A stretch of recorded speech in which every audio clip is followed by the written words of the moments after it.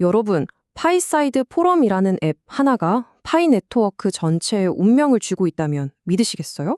이게 좀 과장처럼 들릴 수도 있는데요. 오늘 저희는 바로 이 도발적인 질문의 답을 한번 찾아보려고 합니다. 네.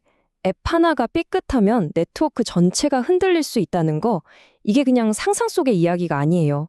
바로 지금 파이 네트워크가 마주한 현실 그 자체거든요. 자, 그럼 먼저 파이사이드 포럼이 처음 그렸던 그림이랑 지금 사용자들이 체감하는 현실, 이 둘 사이에 얼마나 큰 간격이 있는지부터 한번 들여다보죠. 처음엔 정말 야심찼죠. 모두를 위한 웹3 소셜 플랫폼, 얼마나 멋진 비전이에요. 근데 현실은 어떨까요? 사용자들은 딱 한마디로 정리하더라고요. 죽은 플랫폼이라고. 활기는 찾아볼 수 없고, 뭐랄까, 썰렁한 기운만 감돈되는 거죠. 아니, 한때 생태계의 심장이라고까지 불렸던 곳이 어떻게 이렇게까지 평가가 갈리게 된 걸까요? 그 원인을 파고 들어가 보면 딱 하나로 귀결됩니다. 바로 콘텐츠 검열 문제였어요. 자, 그럼 이제 사용자들, 그러니까 커뮤니티의 목소리에 한번 귀를 기울여 볼까요? 지금 이 검열 시스템에 대해서 도대체 어떤 불만을 가지고 있는지, 그리고 뭘 바꿔달라고 하는 건지 좀 더 자세히 들여다보겠습니다. 여러분 한번 상상해 보세요. 내가 정성껏 쓴 글이 아무런 설명도 없이 그냥 삭제되고 거기에 썼던 내 파이 토큰까지 같이 사라져버린 거예요. 이건 그냥 기분 나쁜 검열 수준이 아니죠. 이건 뭐 내 자산이 증발하는 거잖아요. 금전적인 손실인 겁니다. 물론 아니 내 글 왜 주웠어요? 하고 따져 물을 곳이 아예 없는 건 아니에요. 코어팀이 만들어 놓은 항소 제도라는 게 있긴 하거든요. 근데 이게 글쎄요, 완벽한 해결책과는 거리가 좀 멉니다. 왜냐하면 일단 글이 삭제된 다음에나 신청할 수 있고요. 심지어 돈, 그러니까 항소 비용까지 내야 해요. 절차는 또 느려서 사용자들은 기다리다 지친다고 하고요. 그러니까 제도가 있긴 한데 사실상 한번 신뢰를 잃어버린 거죠. 커뮤니티가 다시 마음을 열기엔 너무 멀리 와버린 겁니다. 결국 어떻게 됐을까요? 뭐 케이팝 이야기든 국제 정세든 아니면 다들 제일 궁금해하는 파이코인 가격 이야기든 이런 활발하고 의미 있는 토론들이 싹 사라져버린 거예요. 재미있는 대화가 실종된 플랫폼. 이게 바로 강력한 검열이 가져온 좀 씁쓸한 결과죠. 근데 커뮤니티가 그냥 불평만 하고 있었던 건 아니에요. 아주 구체적인 대안을 제시했거든요. 바로 경고 라벨 시스템입니다. 아이디어는 아주 간단해요. 문제가 있으면 무작정 삭제부터 하지 말고 일단 이런 문제가 있을 수 있다는 경고 딱지를 붙이자는 거죠. 그리고 그 결정을 소수가 아니라 커뮤니티 전체가 투표로 하자. 이거야말로 진짜 웹3 정신에 가까운 거 아닐까요? 자, 그런데 여기서 한번 관점을 180도 확 바꿔보죠. 도대체 파이 네트워크 코어팀은 왜 이렇게까지 강력한 중앙화된 검열 시스템을 고수하는 걸까요? 당연히 코어팀 입장에서도 할 말은 있습니다. 그럴 만한 이유가 있다는 거죠. 지금 보시는 이 숫자, 9,500만.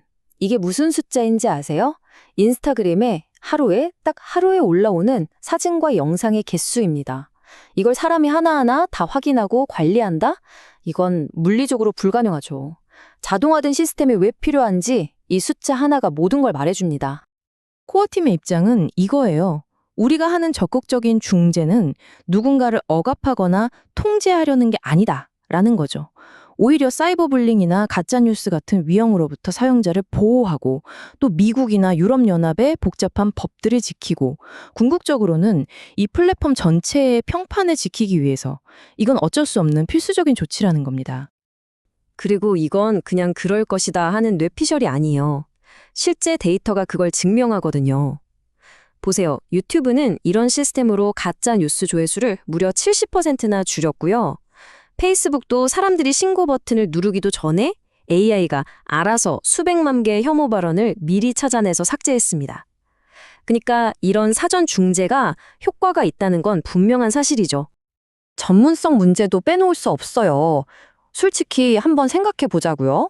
커뮤니티에 자원봉사자들이 막 수십만 개씩 들어오는 정교한 봇 공격이나 변호사들도 헷갈리는 복잡한 국제 법규 같은 문제들을 과연 효과적으로 처리할 수 있을까요? 이건 굉장히 현실적인 질문입니다. 자, 지금까지 양쪽의 팽팽한 입장을 모두 들어봤습니다. 완전한 자유냐? 아니면 강력한 통제냐?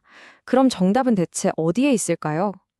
아마도 그 해답은 이 양극단의 어느 한쪽이 아니라 그 사이 어딘가에 있지 않을까 싶습니다. 이 표를 보시면 이 딜레마가 한눈에 딱 들어오실 거예요. 자유를 택하자니 대응이 느리고 전문성이 부족할 수 있고, 그렇다고 통제를 택하자니 표현의 자유가 억압될 수 있죠. 정말 어느 한쪽 손을 들어주기가 쉽지 않은 문제인 겁니다. 그래서 대안으로 떠오르는 게 바로 이 하이브리드 모델입니다. 아주 명백하게 심각한 위반, 이건 AI 같은 자동화 시스템이 빛의 속도로 막아내고요. 근데 좀 애매하거나 경계에 있는 문제들 있잖아요. 그런 건 커뮤니티에 넘겨서 투명하게 투표로 결정하는 거죠. 말 그대로 기술의 속도와 커뮤니티의 지혜를 합치는 두 마리 토끼를 다잡는 전략이라고 할 수 있겠습니다. 결국에 이 파이사이드 포럼의 검열 논쟁은요, 단순히 앱 하나에서 벌어지는 해프닝이 아닙니다. 이건 그보다 훨씬 더 큰 문제예요.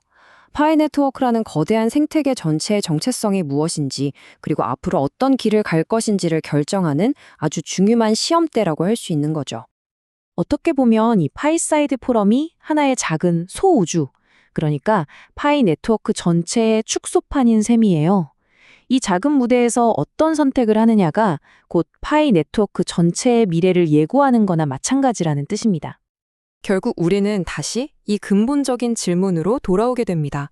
파이 네트워크는 과연 어떤 디지털 사회를 꿈꾸는 걸까요? 자유롭지만 그만큼 혼란스러울 위험도 감수해야 하는 사회? 아니면 아주 안전하고 질서 정연하지만 그만큼 엄격한 통제를 받아들여야 하는 사회? 여러분은 어떤 미래를 선택하시겠습니까? 마지막으로 이 질문을 여러분께 드리면서 오늘 이야기를 마칠까 합니다. 여러분이 꿈꾸는 파이사이드 포럼의 이상적인 모습은 과연 어떤 모습인가요? 이 질문에 대한 답을 우리 모두가 함께 찾아가는 그 과정 자체가 바로 파이 네트워크의 미래를 만들어가는 여정이 될 겁니다.